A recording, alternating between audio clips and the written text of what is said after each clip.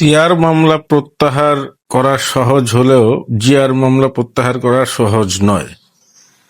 কারণ সিআর মামলায় বাদী বিবাদীর মধ্যে যদি আপোষ হয়ে যায়, সেক্ষেত্রে বাদীর আবেদনের প্রেক্ষিতে মামলা প্রত্যাহার করা সহজ হয়, কিন্তু থানায় দায়েরকৃত মামলা বা জিআর মামলার ক্ষেত্রে সম্পূর্ণ এর উল্টাটা হয়। অর্থাৎ এক্ষেত্রে যদি পাবলিক প্রসিকিউটর মামলা প্রত্যাহারের আবেদন না করেন, ততক্ষণ পর্যন্ত কিন্তু এই মামলা চলবে, কারণ এটি রাষ্ট্রবাদী মামলা। পাবলিক প্রসিকিউটর যদি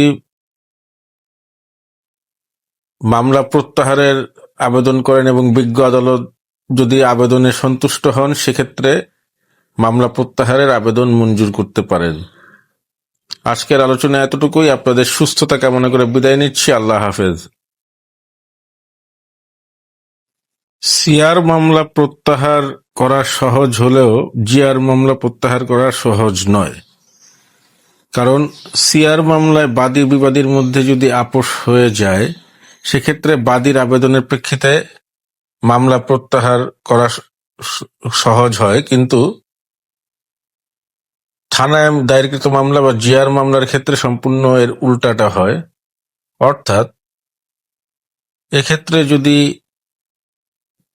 পাবলিক প্রসিকিউটর মামলা প্রত্যাহারের আবেদন না করেন, ততক্ষণ পর্যন্ত কিন্তু এই মামলা চলবে, কারণ এটি রাষ্ট্রবাদী মামলা। পাবলিক প্রসিকিউটর যদি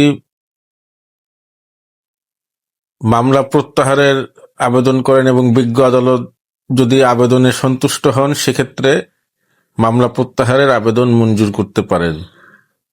আজকের আলোচনা এতটুকুই। আপনাদের সুস্থতা কামনা করে বিদায় নিচ্ছি। আল্লাহ হাফেজ।